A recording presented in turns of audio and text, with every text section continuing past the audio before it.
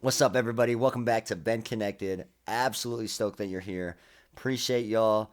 As you might have seen, we have got a lot of great content and a lot of great guests that have been coming in and continue to have on our list as far as our calendar. And so it is chock full of great insight with great people beyond what they're doing with their careers, but like just who they are as people. And so it's super exciting times at Ben Connected.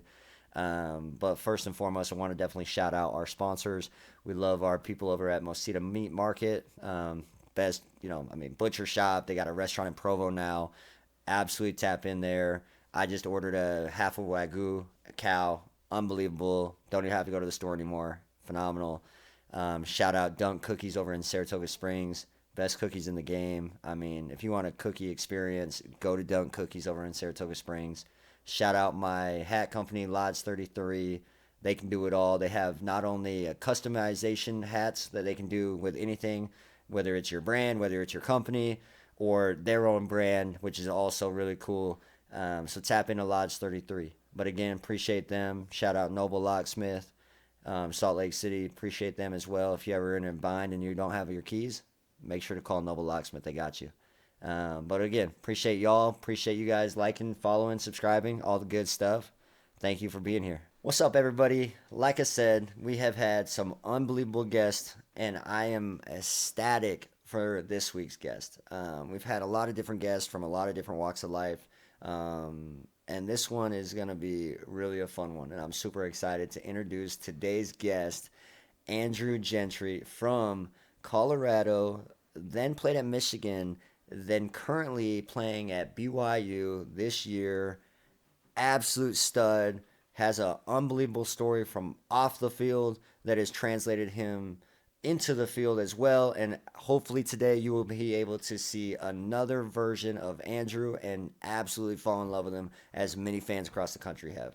Andrew, welcome to the show, bro. Thanks for having me on, man. Pumped to be here, man. I'm super excited for this. Absolutely, bro. I mean, man, where do we start? I mean, I feel like it's only fitting to start kind of where it all began, Yeah. when how did that start? I mean, obviously you're, I see you get out of your truck and you're a big human being. So like Yeah. obviously Yeah. you're a big dude. So obviously I would assume you had some like, okay, I'm probably a football guy or I'm a wrestler or whatever. Yeah. You have kind of a demeanor of that, but like where did it start for you? Did you do little league? Did you, fall in love with the game late? Well, run us through like from where it started.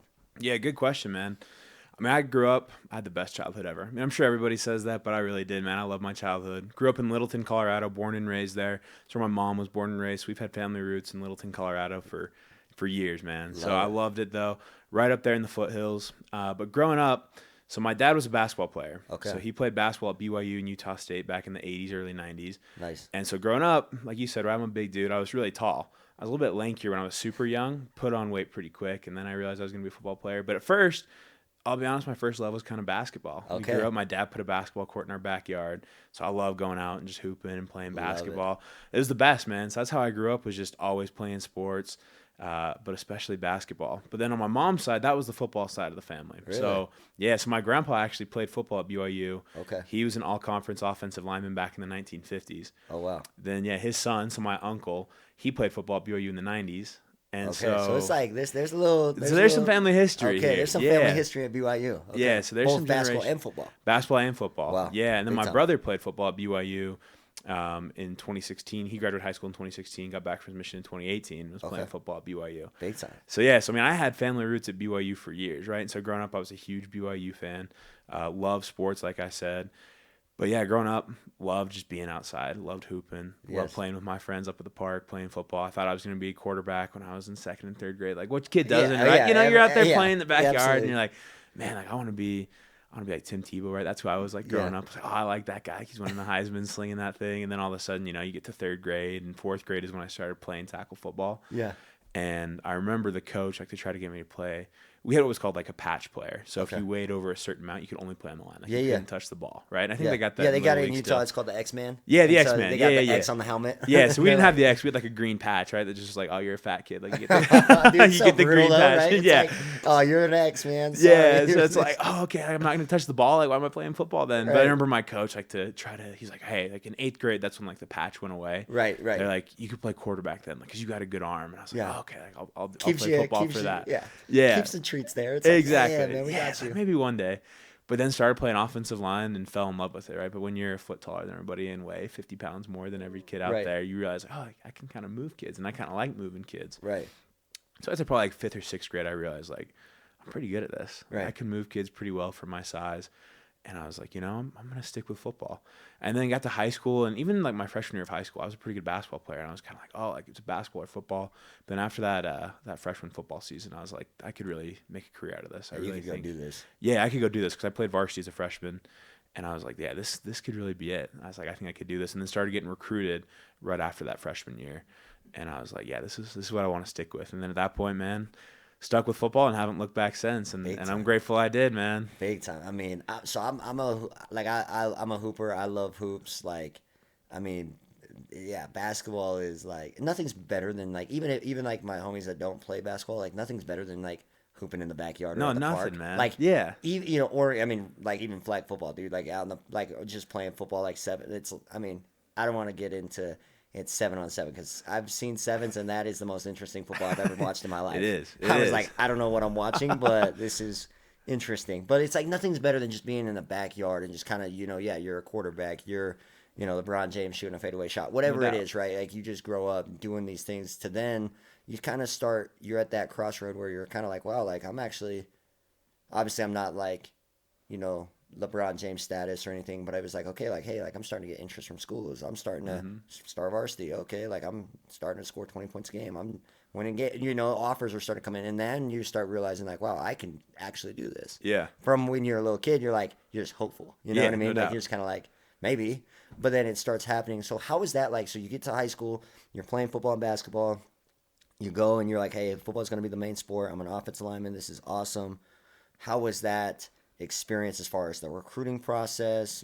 How were you the guy that got all the offers, or was it kind of more of a little slow grind? How was that experience for you? Obviously, because every experience is different, but Yeah. how was that for you? Yeah, it was honestly fun, man. Like I actually really enjoyed it. I mean, to a point, right? I shouldn't say I really enjoyed it. At first, it was exciting. Yes. Because you grow up, you watch a movie like The Blind Side, right? And you Yep. see the videos of all the coaches coming to his house and Yes. getting the letters and getting the phone calls. And I remember being a kid and I was like, oh, that'd be cool. I was like, I don't know how realistic that is, but it'd be kind of cool to get Right. recruited like that. And then I got lucky that I was recruited really heavily, right? So Right. after that freshman year, BYU was my first offer, actually. Nice. And they offered me right before my sophomore season. So they were the first ones that offered me and the only ones that offered me before my sophomore season. Big time. I had a really good season my sophomore year, played really well. And then that's really when the recruiting started to happen.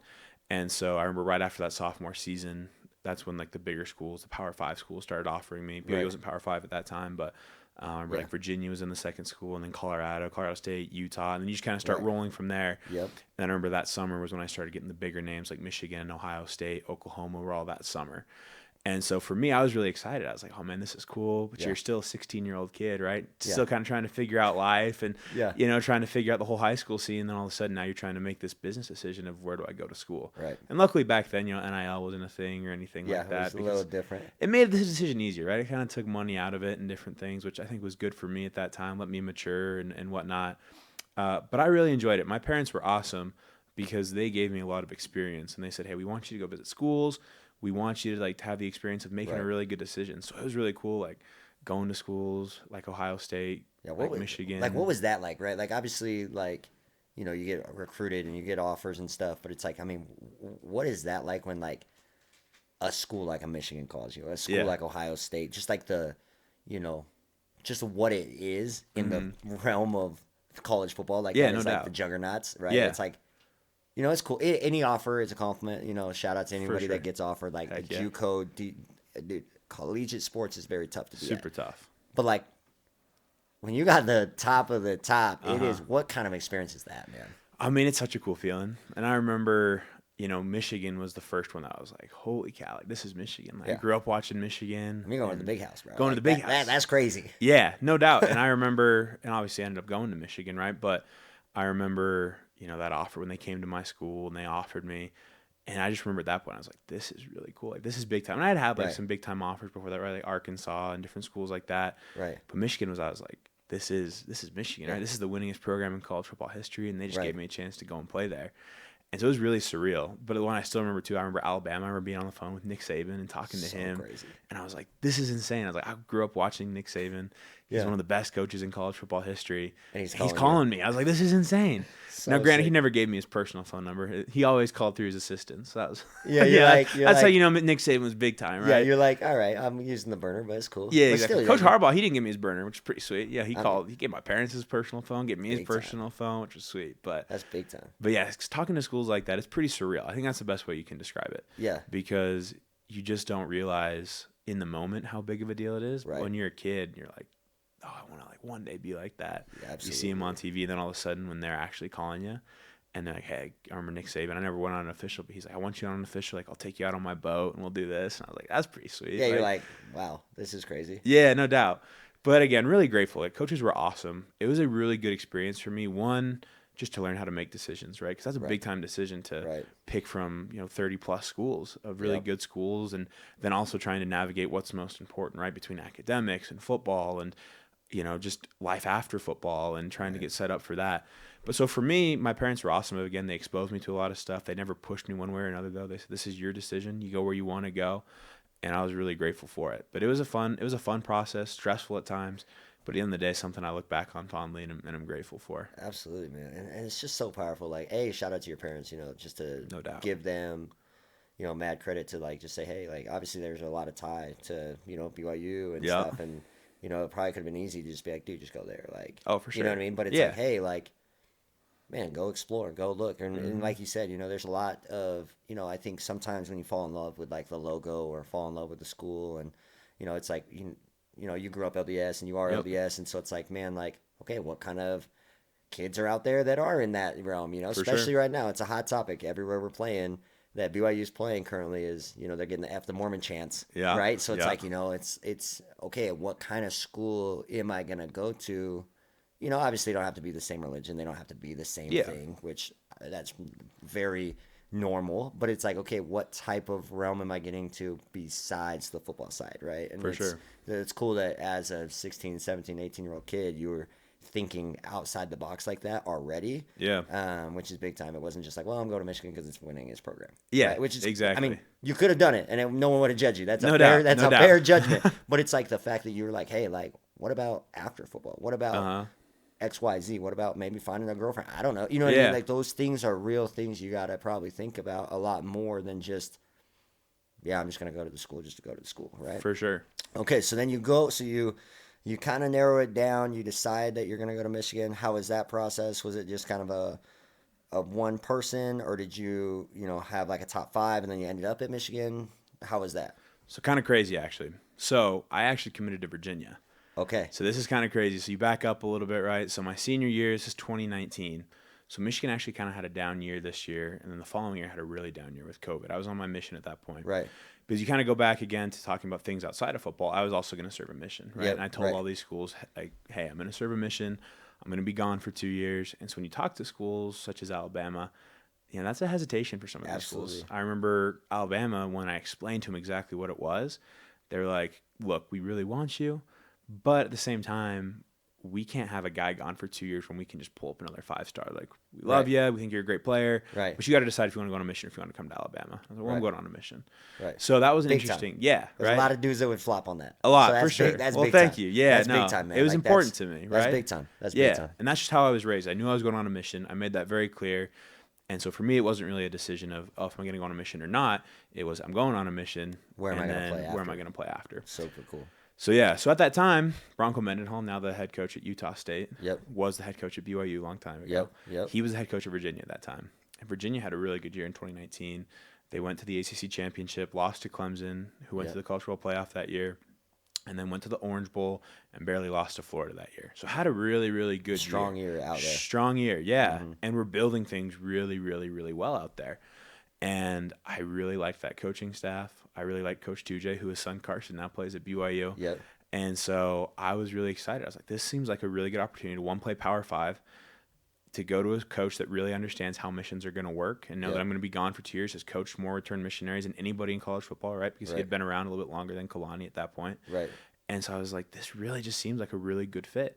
Really good academic school in Virginia as well. Beautiful campus. Beautiful campus. Charlottesville is awesome. You know, in terms of football, right, at that time, they were building. And so I was like, this could be something fun. I could go in and play a little bit earlier probably than a school like Michigan. Right. Build up that stock and help a team really that's on the rise. Yeah. And so I commit to Virginia, sign with Virginia, and I go on my mission. Originally it was called to Argentina. And then with the pandemic, get reassigned to Orem, Utah, of all places. Right here where we are in American Fork, I covered this. So I'm driving up here, and I'm like, I know this area super well. Yeah, right? this is my mission. This is my mission. Yeah, That's this is so my mission. crazy. We're literally in my mission right now. It's so cool. Isn't that wild? But so I'm on my mission, 18 months into my mission, and Bronco Mendenhall steps down as the head coach of Virginia. Yes. Just really unexpected, and all of a sudden it's just gone. And I was like, what do I do now? Yeah, you're like, because I was like, I'm not going to go to Virginia if Bronco's not there. Right. That was my thing. Is I was going really for him. I liked the school, but I was really going for him. You commit to a coach. 100%. Like, 100%. I mean, it's just the reality. I and mean, the way the school's transfer part of portal it, works but now and different you things. commit to coaches. You commit to coaches. Yeah. And 100%. so committed to him. And so when he was gone, I was like, I need to change my decision. I need to go somewhere else. And so this happened on a Thursday, though. So obviously on a mission, you can't talk to your family till Monday. Yeah. And so I'm kind of panicked. And I remember my parents sent me an email because they could send me emails. I just couldn't respond. Right. And they said, hey, we just want you to know that as soon as this happened, BYU reached out to us. You have the opportunity to go to BYU if you want to. And they said, and then Dad decided to reach out to Coach Harbaugh at Michigan. Because like I mentioned, Coach Harbaugh gave my whole family his personal number. Right. And so my dad was like, I'm just going to see. Just see what happens. Yeah. Where he's at. If 100%. He wants to do it. Yeah. See if he even remembers Andrew. So Coach Harbaugh picks up on the second ring. Oh, wow. And he's like, Todd, it's good to hear from you. Why are you calling me, basically? Yeah. So he totally remembered my dad's name. Yeah. And was asking about me. And my dad says, hey, Coach Mendenhall from Virginia just stepped down. And Andrew wants to go somewhere else. And Coach Harbaugh says, where is he? I'm going to go find him. I'm going to go recruit him. My dad's like, well, he's a missionary. Hang on one second. Yeah, he's on a mission, but. And so, so my dad tells me that. So on Monday, I talked to my family. And I really felt that Michigan was going to be a place that I was going to end up at. Just kind of felt like it, right? Yeah. And so then I talked to my mission president, though, and I said, hey, coaches want to come out and see me, but I've told them I'm a missionary. They're not going to come see me. And he said, well, hold on, Elder Gentry. You need to prepare to go home. This is a really important decision. Yeah. And these coaches should see what you're doing as a missionary right now. So they should come out and see you. Big time. So I tell my parents that. My parents relay that to Coach Harbaugh. And then 3 days later, Coach Harbaugh shows up in Orem, Utah. Crazy. We go to Tucano's at University Mall. We have lunch for 30 minutes. I say, I'm coming to Michigan. We shake hands. He leaves. And from then on, I'm a Wolverine. I sign with papers 3 days later. No way. So as a missionary, I think I'm one of the only missionaries still that's been recruited and flipped as a missionary, and of all places in Orem, Utah.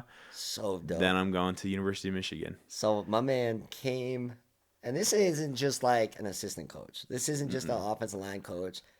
Like, that is like the head coach that is very well respected in the college and just football world in general. Yeah.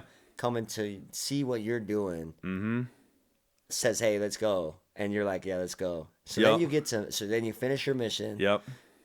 You go to Michigan. How is that transition from obviously, high school football to a mission to a top program? How was that, It was tough, man. I tell you what. Because Absolutely. I had 10 days from when I got off my mission until I started at Michigan. Oh, wow. So I had literally 10 days to do it. And so obviously you're not in shape. Right. You work out for 30 minutes a day. You do what you can, but you're not in football shape to all of a sudden go play at Michigan 10 days after your mission, right? Right. And so I give all the credit in the world, though, to my strength coach at University of Michigan at that time, Ben Herbert, who's now the strength coach for the Los Angeles Chargers. Went with Coach Harbaugh down there. Nice. But that guy, man, he just took me under his wing, and he was like, we're not going to get you hurt. We're going to do things the right way, and really worked me back into the college football world and got me strong and put weight on me really fast to the point where we got to the season, and I was built back up. Again, then it's kind of knocking the rust off from football. Right. I remember going through fall camp was really, you're awkward. You're stepping around. You're doing different things. But then by the third game of the season, had worked myself to a point where I'd worked up into the 2 deep and then played. And I remember we played UConn, right? Right. That year was a really good team. Yep. We were a really good team, and we're up I think 40 something at halftime. So I got to play the whole second half against UConn, and my cool. third college game as a true freshman. Right. Big And time. so for me, it was awesome, right? Yeah. And so, yeah, it was a really tough transition, but I had great people around me Yep. and who worked really hard and helped me out so much that got me ready to play really fast, and had a great year that first year. Enjoyed it, loved it. Went a little bit short that year, got to TCU in the cultural playoff, and kind of had that upset loss against TCU. Would have been fun to play Georgia in the Natty that year. Yeah. But it was a really fun freshman year, and then you go into that next year, that national championship season in 23. What was that like? Oh, so much fun. I man. mean, obviously, everyone, you grow up and everyone wants to be, a state champion in high school. No doubt. Everyone wants to be, in the sports realm, a national champion or a Super Bowl champion, NBA champion, right? Like that's like the thing that you want. Yeah. What was that like preparation? What was that like off season like? Obviously, you guys have a devastating loss to TCU. Yep. Obviously, that feels to some degree like, hey, okay, like we don't want this again. But it's like, okay, what was that like off season to that season? What was that difference? What was that experience like? Yeah. Walk through that year. Yeah. So we lose to TCU. This would have been December 31st of 2022. I still remember it. So we lose, and then we get, I think, 2 weeks off after that. So we come back middle of January, and I remember our strength coach had written on the board, it was 13-1. That was our record that year. We'd gone undefeated in the regular season, beat Ohio State, Right. beat Iowa, or not Iowa, beat Purdue that year in the Big Ten championship, and we're just looking really good. And he writes in 13-1, and he's like, "You guys are one game away from being national champions." One of those things where it's like, just it's just like, dang, 13, one play away, one game away. Oh yeah. It's different if you're like, okay, man, like we're 13, like, or we're like 10-2, 10. Where it's like a few games where you've lost a away. lot, like You lost a where lot. it's like, or you're down by, you lose a game by 20. It's like, okay, well, we just got beat. Where it's Yeah. like, dude, when it's like one, where you're like, man, if one play would have went different, Oh, or 100%. man, if one thing would have went different, it's even worse. So to see that 13-1, I could see that just being like, all right, man, we're 13-1, like crap. 100%. And that set the tone though for that offseason. Right. Because then all of a sudden from there it was, who wants to buy in? Who wants to get rid of that one loss, go to the national championship, and then win the national championship? And I remember everybody was just super bought in. Yeah. We had a lot of guys come back. I mean, you remember Blake Corum the year Yep. before was having a Heisman type season. Yep. And then he comes back. We had a lot of offensive linemen that could have gone to the NFL come back. A lot of defenders that could have gone to the NFL come back, because guys just wanted the national championship so bad. They knew how close we were. And so all these guys come back and are like, we're going. We're going to go for it. That's our goal.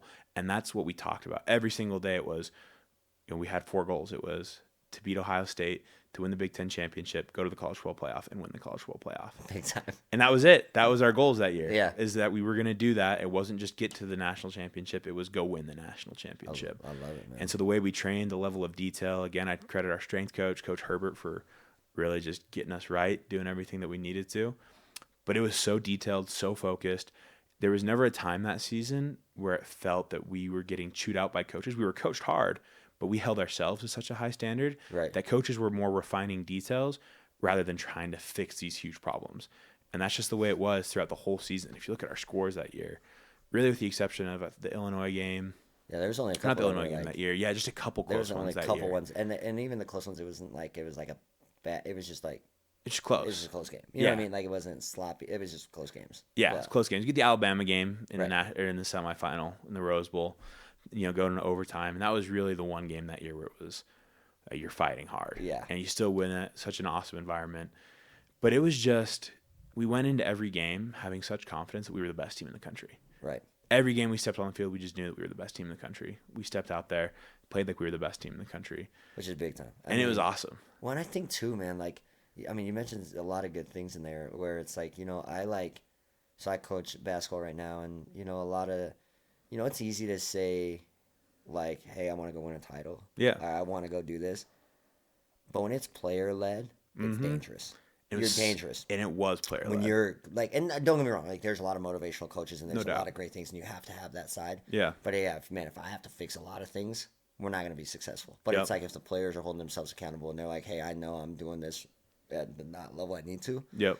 You're going to be so much further as a team, as an individual, and so it's like that's what it takes, and I think that's where the misconception of it is, like, You can have the best kids in the world. You can have all the best talent. You can have all the best 5-star. But if they don't buy into what you're trying to accomplish, it won't work. No You know doubt. what I mean? And so, I mean, you saw that this year with BYU. Like Mm-hmm. BYU on paper, everyone was like, they're good, Yeah. but they're not going to be great. Right.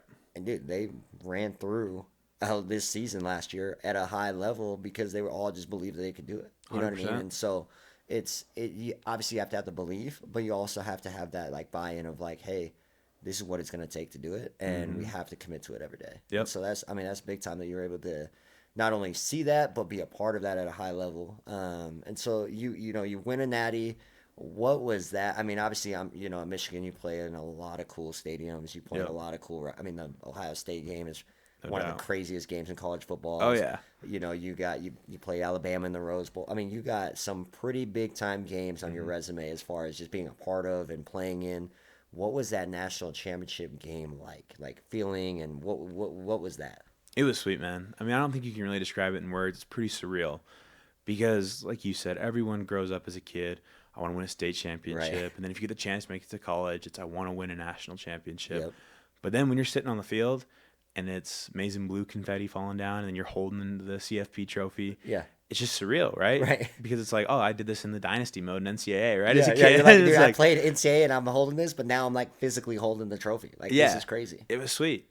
It's so And big time, man. it was so awesome, man. But then again, it's just that culmination of hard work, right? It was something that when that 13-1 was written on the board, it was, yeah, we're going to do this. Yeah, we're gonna do it. And I know everybody says it, but then we went out and we did it. And it was Right. so cool. And that team was just so dangerous. I mean, that So team was dangerous, man. nasty. Like I remember watching that. Like I remember watching that team, and I actually really like Blake. Like I love how he ran, and I like how he He's kind of awesome. like how he held himself, and just kind of how he operated. I always just liked it.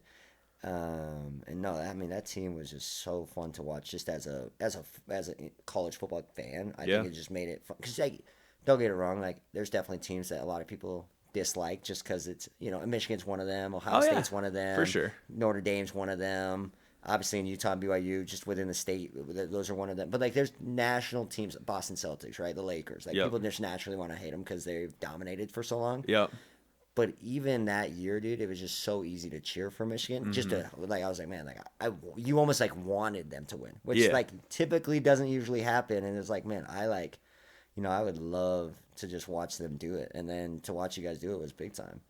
But I'm gonna take a segue here. So obviously that's the football side of your life, and that's that super cool and super important. But you mentioned a lot of early things where you told a lot of big time schools, "Hey, I'm going on a mission first. Yeah. My religion matters to me a lot more than football." And not that it mattered more or less. Like I don't think you need to choose, one or the other. I think they can go together. And Yeah, you see no it doubt. all the time. One of my best friends, Garrett Bulls, who we talked about, we've Yeah. actually FaceTime him a little earlier Yeah. today, and that dude's in the NFL. He's still a member, and he went to Utah, and he still worked out. It's okay, and there's a lot of guys, Taysom Hill. There's a lot of dudes in the league that are at that. Even coaches now, Yeah. that are in the league. And so it's like, it's doable, but it's like, how important was that side of it? I mean, there's a lot of stories about, what you were doing in Michigan, even outside of football in the church world, as far as like kind of the service you were offering and things like that. Talk Yeah. about those kind of experiences, being in that realm of probably an area that not a lot of people knew what a LDS member was. Yeah. To still maintain that, still be a teammate, and still do your outside work services. Yeah, and that was one of the coolest parts about being at Michigan for me, was being able to serve in the church while still being a Michigan football player while winning a national championship. Right. So Because you were like the bishopric, right? I was, yeah. I was Like, gonna that's say. crazy. Yeah, it was crazy, man. That's crazy work. Yeah, it was crazy. So back in December of 2022 is they changed the rule that they wanted, instead of just married couples to serve in bishoprics or older people to serve in bishoprics, that they wanted YSAs to serve in the bishopric. Right. They should be the counselors in the bishopric. The bishop would still be a married man, and then Yeah. he would choose counselors that were in the YSA. I was like, oh, that's pretty cool. I wonder who's going to be in our bishopric, right? I Yeah. wasn't thinking You're too just at much. church, Oh, you're like, that'd be "That's kind of cool." cool. Yeah, that's cool. And then get a call from my stake president. I think it was about 2 weeks before the TCU game back in 2022. And he's like, "Hey, I want to meet with you." And I was like, "Okay." Like, we were cool. I was Yeah. like, he would check in every once in a while. He's a Michigan football fan, so I was probably just checking in, seeing how it's going. And so Sunday morning, I meet with him. He's like, "All right, so I'm sure you saw the rule, but we're changing bishoprics to BYSA members, and we've been called to serve as the first council in the bishopric." And I was like, "Really?" I was like, "Yeah, like, I'm more than willing to do it." But I was a little hesitant. I was, saying to him, I play football at Michigan. This is going to be tough. I'm Right. trying to figure out timing wise. Yeah, scheduling. Yeah, I was like, I I'm mean, going it's to a serve. I'm going to do it.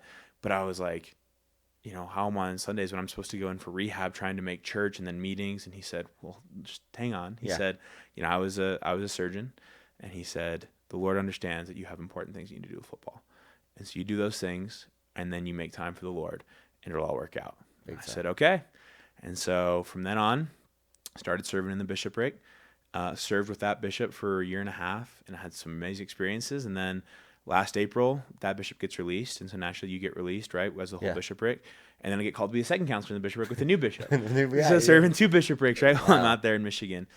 But the whole time I'm playing football, right, I'm doing this, we're playing in the national championship, and I'm serving in the bishopric. And for me, it was awesome. Yeah. I loved it because it kept me humble, kept me grounded, and kept me dedicated to church. Right. Which are things I always wanted to do, regardless if I was serving in the bishopric or not. Absolutely. But then it gave me a really good chance to serve, Right. to look out for other people, and have a chance to step away from football. And instead of just turning inward when I was away from football and focusing on what do I need, what does this Yep. need, to then focus All outward. And it was awesome for me. But then on top of that, when you're at a school like Michigan, I was the only member of the church on the team. Right. And so most people didn't even know what a Latter-day Saint was. They didn't know, like, what's a Yeah, Church of Jesus Christ of Latter-day what Saints? church do you go They're to? like, yeah, like, what are you doing? And I remember Coach Harbaugh, there was an article in the church news that went out about me serving in the bishopric, and he's like, hey, Gentry. He's like, what's this bishopric or something that I saw that you're serving? I was like, oh, the bishopric. He's like, yeah, what is that? And I explained it to him, and he's like, that's really cool. Like, Yeah. good for you. And he's like, keep doing that. And I was like, absolutely, Coach. Wasn't planning on stopping. Yeah, but you're like, yeah, I'm yeah, good. but no, it was really cool, and I got to explain to him what I did. And then I had 5 friends that came to church with me, 5 teammates, not just friends, 5 teammates that came to church with me while I was there. I gave out 5 Book of Mormons while I was there, just to teammates. Right. And every single day was having a conversation about the church or having a conversation about God Super or cool. religion to somebody different. And so while maybe none of my teammates got baptized yet, you never know. Yeah. I had some really, really cool experiences of sharing the Absolutely. gospel and being able to be a light of Jesus Christ while I was out there. And that was always my goal, is I didn't want to separate football and church. Right. I wanted people to know that this was my personality, this was who I was, Yeah. and wanted them to be able to see that light of Jesus Christ while I was out there. And it was awesome. It was the best experience I had while I was there. So cool, man. And I think too, like, how cool, like, to put you into that role, like, to be that beacon. You know what I mean? Like how, like, it just goes to show, like, it's ran by a deeper power. No you know doubt. what I mean? It's like, 100%. man, like there is, regardless of people's views and things, like there is definitely things happen for a reason and No at doubt. right times and right things. And so super cool, man. Like, I mean, honestly, like that's super powerful to not only just, do that, but like to experience and it, to witness it, to see it. So man, and to maintain doing football. I mean, because football is a full-time job at the collegiate doubt. level. Like you are Yeah. doing film, and you kind of have to separate yourself as far as when you get to the next level. It's not just about like in football. Like in high school, you can kind of get away, even if you're the star player or kind of mid-level guy. You can get away with kind of doing like the middle, right? Like you can maintain just doing like the minimum and still be decent. Like you Yeah. still get what you need to get. Right. But if you really want to, like, you can't do that in collegiate because you're talking, especially at a Michigan school where it's like, yeah, you got 4 or 5 star guys and you got 3 of them in Yeah. your position alone. Oh, Not yeah. just where you're talking high school. It's like, okay, here's the kids in our area. They're okay. There might be a couple transfers here and there, but like, here's who we got. And Yeah. your third string guy might not know his left hand to his right hand. You know what I Yeah. mean? Like, and no Yeah. disrespect to him, but that's But just no, kind of the you're right. reality. Yeah. Where you get to the next level, and it's like, dude, those are the top of Mm-hmm. their schools, their programs, their country, and now we live in a world where it's nationwide, like it's Oh, yeah. global talent. Especially in the basketball world, right? But like football to some degree as well. But it's like, you have to go put extra work. You have to go get extra reps. You Yep. have to go watch more film. You have to do this. So on top of that, if anyone is familiar with, any church calling, whether it's LDS, or any religion, like any time you serve a church, it is a lot of, service, and it's a lot of Yep. giving to the community, whether it's food banks, anything you do, there's a lot of time that you have to sacrifice. So it's like, man, yeah, like there's some times where you're like, man, I'm giving up so much for football. I just Yep. want to watch a show. Yeah, And you got to go exactly. have some meetings at night with the Yep. church. You know what I mean? And Exactly. to still do that and still show that is just it's volumes of who you are and what you do. And so, man, regardless of your beliefs, regardless of where you're at, man, that's an easy person to cheer for and root Well, for. And thanks, so man. I hope everyone is cheering for my guy Andrew, I because I appreciate mean you, that's man. the type of guy that BYU just got. And that leads us into the next segment. Yeah. Is you did that, you won a natty, Mm-hmm. you know, Jim leaves to the Yeah. Chargers. Now you're at BYU.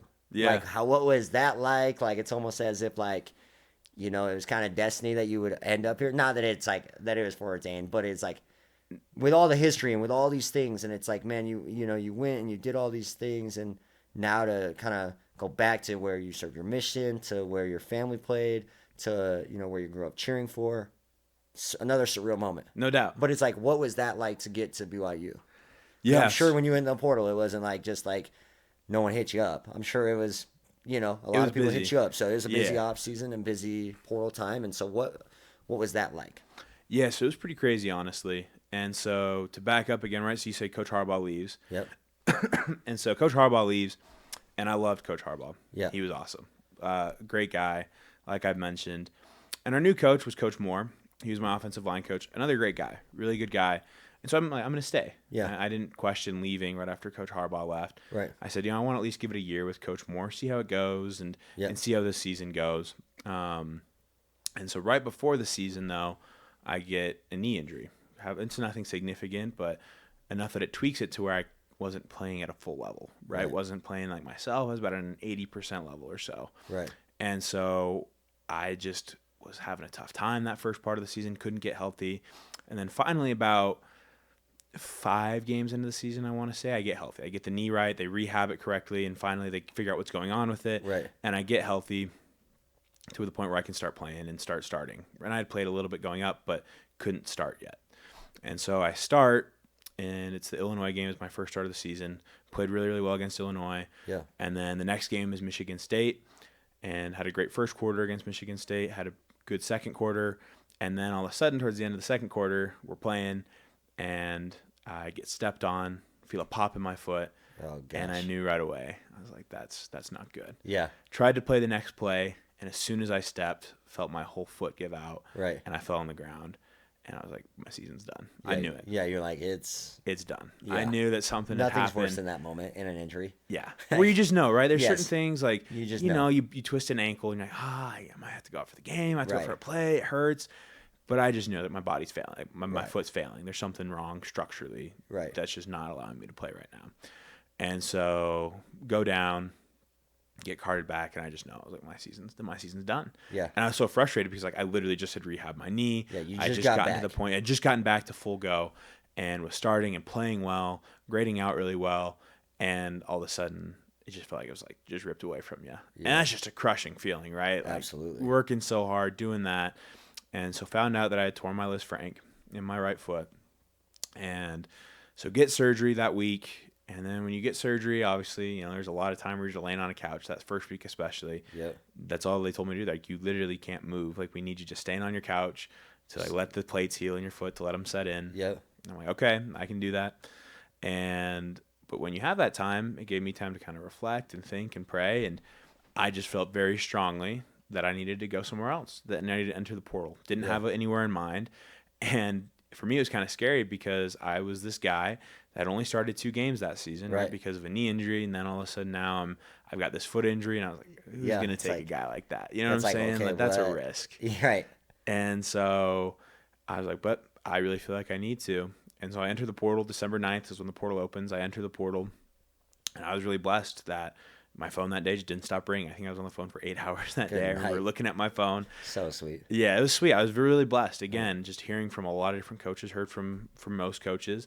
And most coaches that needed tackles were reaching out and really interested in me. And I explained to them, hey, I'm not going to be able to do spring. I'm going to be, coming back. I'll be good by the season. They were really confident in that. The way I tore it, just everything was really good outlook. Right. But it takes time, right, to recover. That's a long injury to recover from. But they were super open, super great. The transfer portal is crazy. Transfer portal is wild. It's like wild, wild west. It is the wild, wild west. No doubt At a whatsoever. high level, bro. At a high level. It Because there is are no crazy. rules, no regulations. And so, like I They said. say there's rules. Yeah, They don't got rules. There's dude. no rules. There's no man. rules. It is all he said this, here's this, I'll promise that. It's and Oh yeah, it is wild. crazy. I've gotten dabbled into it just with kind of what I do with, the dealership and stuff, and yeah, man, it is wild. It's crazy, Crazy. crazy, crazy world, man. Shout out the portal. Shout out the portal. There we go, man.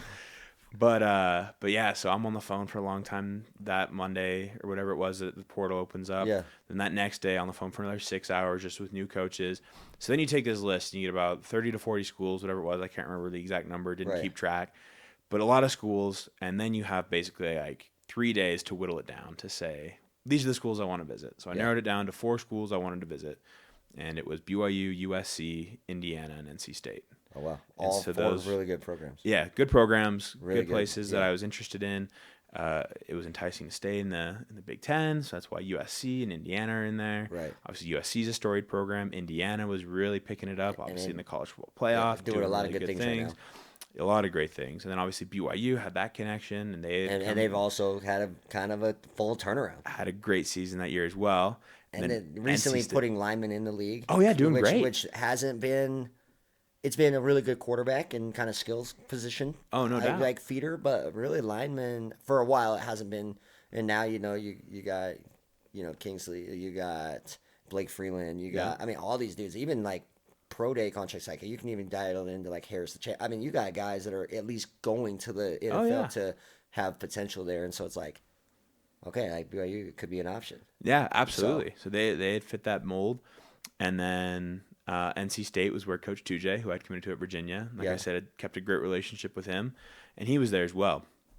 And so I took my visit to BYU, and then loved it. Loved Coach Woods. Yep. Built a great relationship with him. Phenomenal dude. Like, Great coach. Great coach. I mean, he changed the dynamic of the line 100%. I think bringing him in, and I think that's what shout out Kalani, like, hey, that's my guy, so I got to show him some love. But, like, Kalani's done a really good job at fine-tuning his staff as far as who's running what and how they're running. Jay Hill coming over, pretty much being a head coach. I mean, he was a head coach at Weber State, but, like, I mean, he could go be a head coach anywhere. But to have him be with Kalani, to have him change the whole defense and, like, at a high level at a quick rate, to then bring in skilled guys, to bring in a line guy that is really good, that can get guys that are legit. Yep.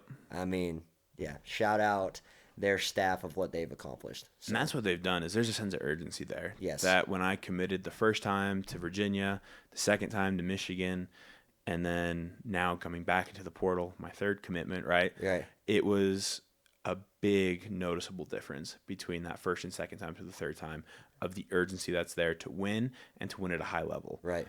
And that their goal is to win a national championship because in the past it always kind of felt like, well, like we'll see how we'll do as an independent. Yes. You know, we're going to try to win. We're going to try to get to a New Year's Six bowl game. And we'll see what happens. And I was always, saying, I want to win. I want to win a national championship. I want to do this, right? That's why I went to Michigan. And then so being in the portal, I didn't want to lose that same mentality. Right. And BYU definitely had that mentality. So I go on that visit. I sensed that mentality, felt really good about it. Nice. And then to go on my visit to USC, had a really good visit there. And Also then, an awesome program. Yeah, great program. I mean, Lincoln Riley's done a great job there. Oh, as he's far as awesome. Building, and there's a lot of LDS culture there to some degree. Walker Lyons is down there. Yep, talked to Walker a lot when I was Walker's in a the stud, portal. and and Jackson Dart was there. Yep. And you got a lot of rich culture there too. So Yeah. and then obviously the other two schools. So I mean, you had 4 really really good schools on top of every other school that you chose to then pick BYU is big time, man. Yeah, and it felt good, man. I came back from those visits, and it was kind of crazy how it all worked. I had 2 finals I had to take in Michigan in between. Then I was supposed to go on my next 2 visits. Yeah. So I take my 2 finals, and then I get hit with the norovirus. Okay. And so I got super, super sick right before I was supposed to go to Indiana. And to the point where I couldn't get out of bed, couldn't move. Right. Literally was just so sick. And then really I was like, I think God is kind of showing me a sign here that I think I know where I'm supposed to go. Yeah. And so made the decision, called Coach Sataki, called Coach Woods, and said, let's do it. Let's be BYU Cougars, man. Dude, big time. And so that's how I ended up here, man. So it took took me going to Virginia, then committing to Michigan while I was on my mission in Orem, to then tearing my Liz Frank, to then now being able to get to BYU. Here. So it's a crazy path of ups and downs and lefts and rights and crazy turns, but God's really led me on this path to get to to get to BYU, and I'm pumped that I'm here, man. Big time, It's man. gonna be awesome. And I think, Been awesome. to touch on that real fast, man, I think what's nice about it is like, a lot of kids, like a lot of, not even kids, a lot of people in life, right? Like when you're doing a lot of good service, right? You went on Mm-hmm. a mission, you gave time to the Lord, you were sacrificing time as, in church leadership and things like that. And regardless of whether you're, any good thing you're doing is a sacrifice, right? As Yeah. far as extra activities and stuff in life.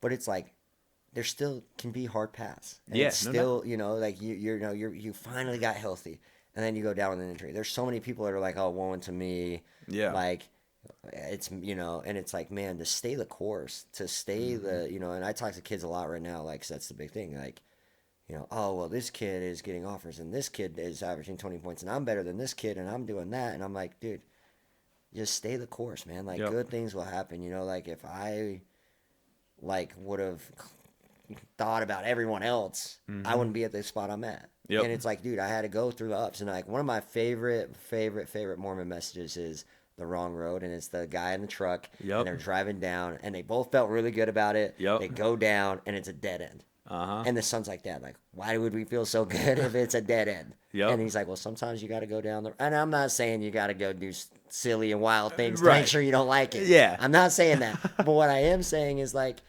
sometimes, man, like your path needs to be your path to then come and do even more better things with your life, right? And I Mm-hmm. think like that's kind of where we'll kind of wrap up the episode with you, is kind of like you went through all these things, you did all these great things. You're at BYU. What is your goal to bring to BYU, as whether it's football, whether it's off the field, whether it's whatever? Like now that you've had all these different experiences, you've had all these great things that you've done in your life, how are you now bringing that and whatever else is your next journey to Yeah. BYU? That's a great question, man.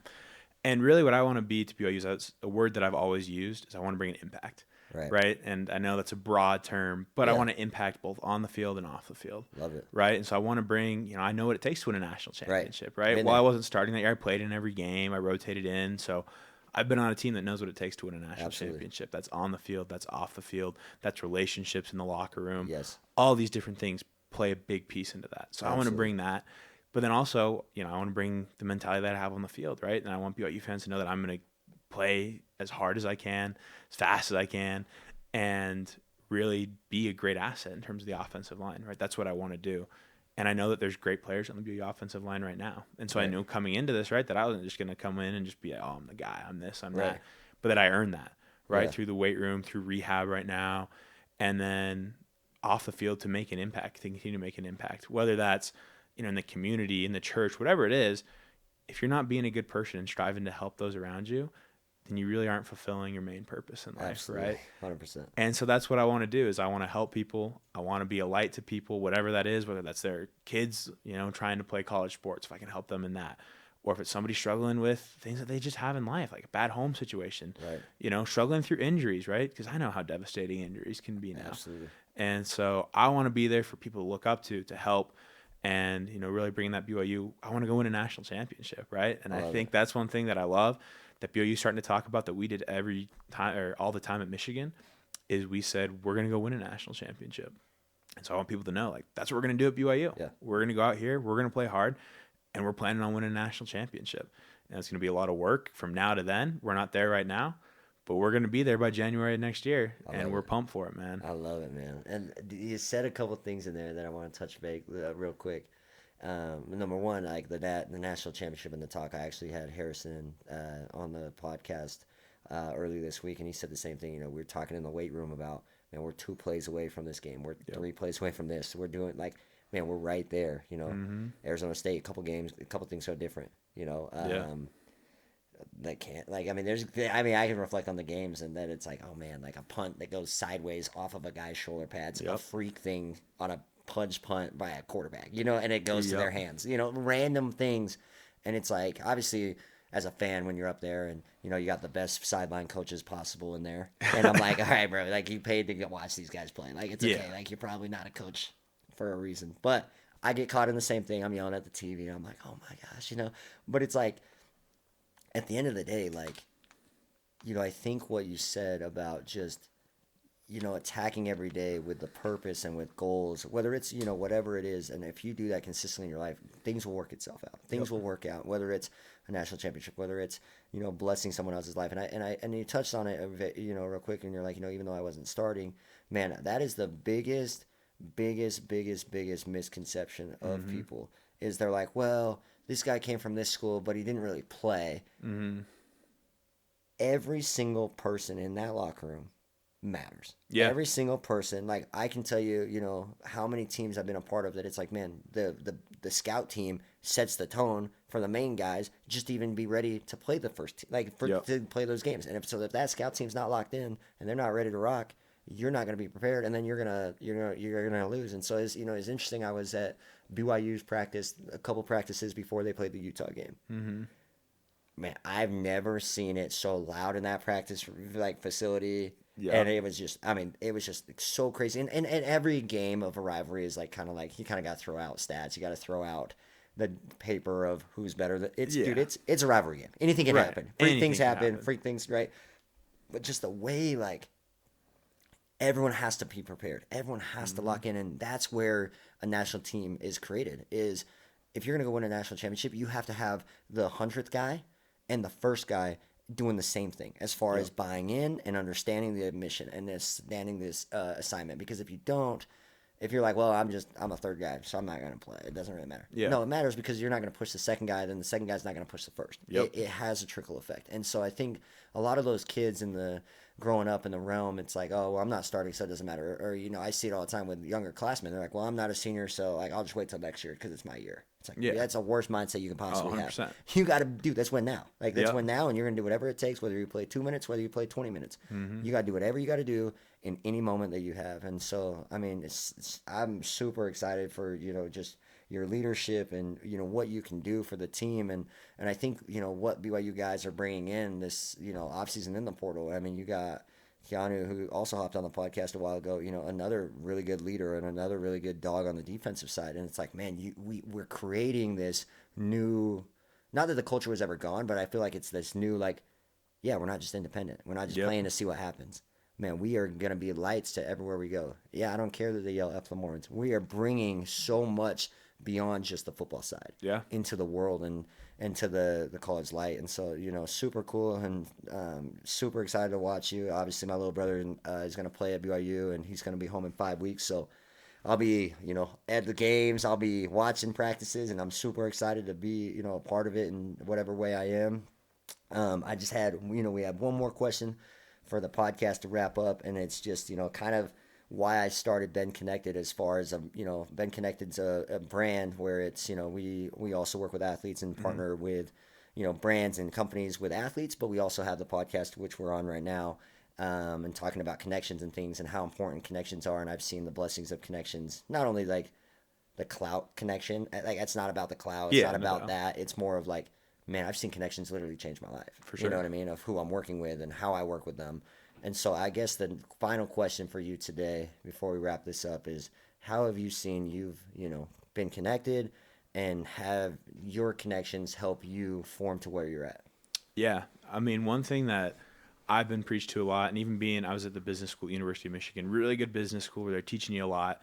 But the number one thing that I was taught is it's not how much you know, but it's who you know. Absolutely. And if you look at anything in life, even my life, it's really been who do you know, right? And how do you treat that person more so? Yes. Because if you can know a lot of people, but then also on top of just knowing them, treat them really well, generally really good things happen. Absolutely. Right? And I look back to even being in the transfer portal.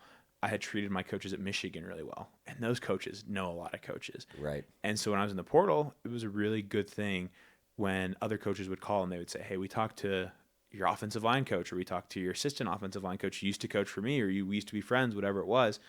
And it was always like, we got a really good report on you. Right.